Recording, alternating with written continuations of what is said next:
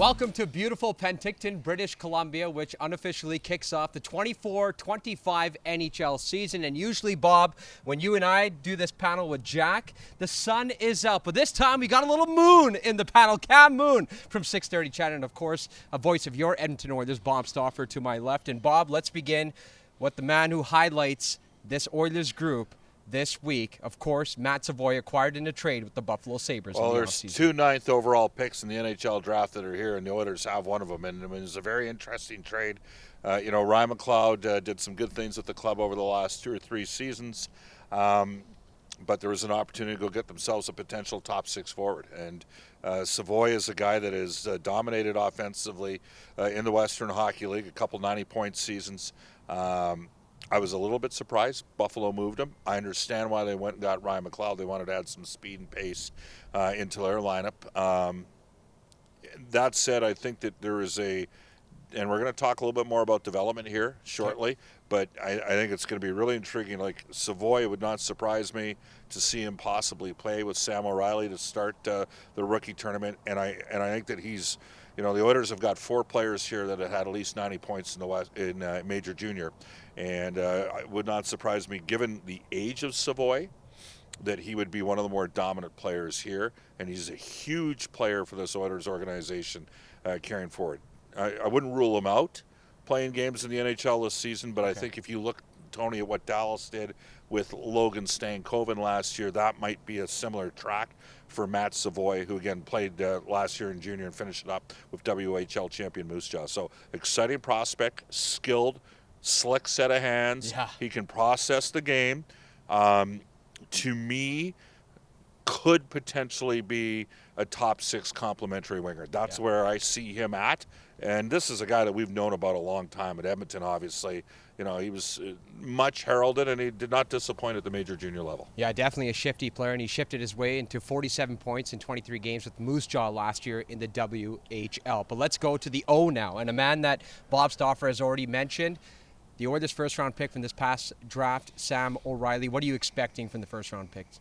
Well, it's going to be, and he's going to be really fired up, as you'd expect. First NHL camp, a guy that the Oilers trade up to get. Played his first full year in the OHL last year, and as I understand it from everybody that I've talked to, just continued to get better as the season wore on. And as he got more accustomed to his full time in the OHL, just his trajectory kept going up and up. So I would expect a lot of enthusiasm from him. We get an idea at what type of skill level he has, but I understand it's quite high, and I look forward to seeing that.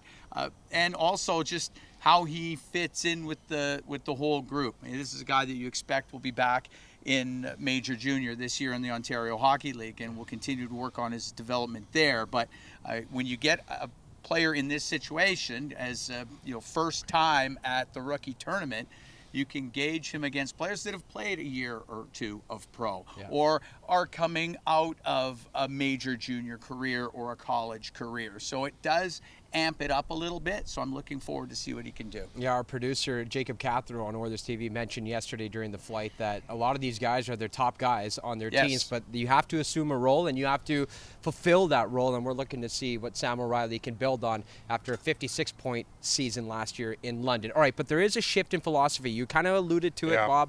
What do you mean by that? Well, I mean, we've been coming to this tournament. Jack and myself, the first year we came here was in 2010, and the Oilers had Jordan Eberle, was the 22nd overall pick in 08. Magnus Pierre went 10th overall in 09 in the Montreal draft that year, and then Taylor Hall. And the Oilers were the focus. But I used to have these conversations at the time with like Steve Tambellini about developmental tracks, draft and development. And I think you've seen with the announcements over the last couple of days, Tony, the Oilers hired 3 more people, of course. Kelly Larson brought aboard to head up the director of player development for the Oilers organization. Certainly, I sense under Jeff Jackson, a former agent, and Stan Bowman, that there is, the Oilers, they've got the top end, right?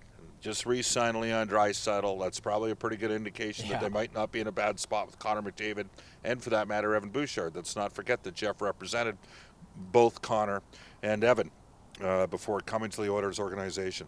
But the team's going to have to, I almost hate using the term, but backfill their roster. And what that means is you're going to have to find players and be exhaustive in terms of building a supporting cast around. Like I look at O'Reilly, 32nd overall. There's another O'Reilly that went 33rd to Colorado back in 2009. They actually took Matt Duchene third that year. And, you know, he ended up becoming a great two-way center and probably a second-line center.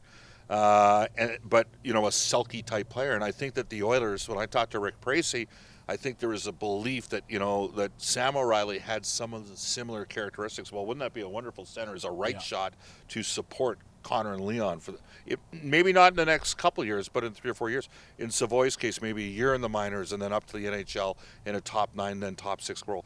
But I think, you know, when you look at what happened with Broberg and Holloway, I don't think it was a strong developmental track for those players. They were up and down a bit, up and down a bit, up and down a bit.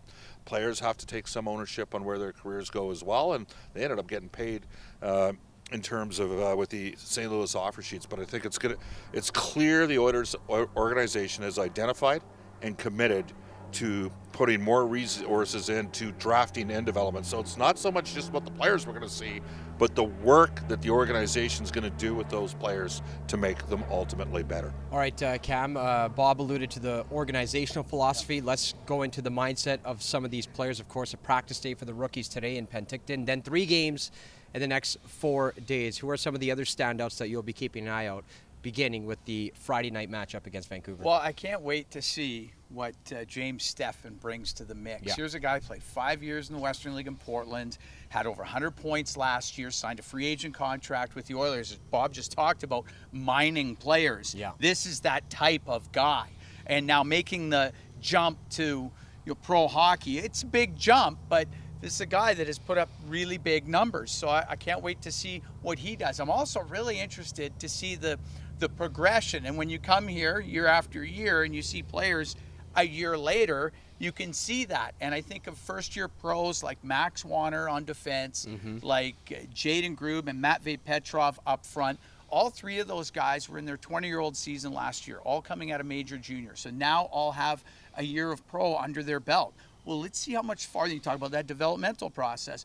Let's see how much farther along they are a year down the road. I remember watching, the year to year and how far James Hamblin had come. Yeah. And then, last season having some impact in the National Hockey League. And I'm looking forward to seeing just how far along we've come. And what a beautiful tribute with the number change. Go ahead, sir. Yeah, I was just going to say, like, when you have Connor and you have Leon, and for that matter, Ryan Nugent-Hopkins, like 3 guys left shots that can legitimately play center. Yeah. You draft an O'Reilly.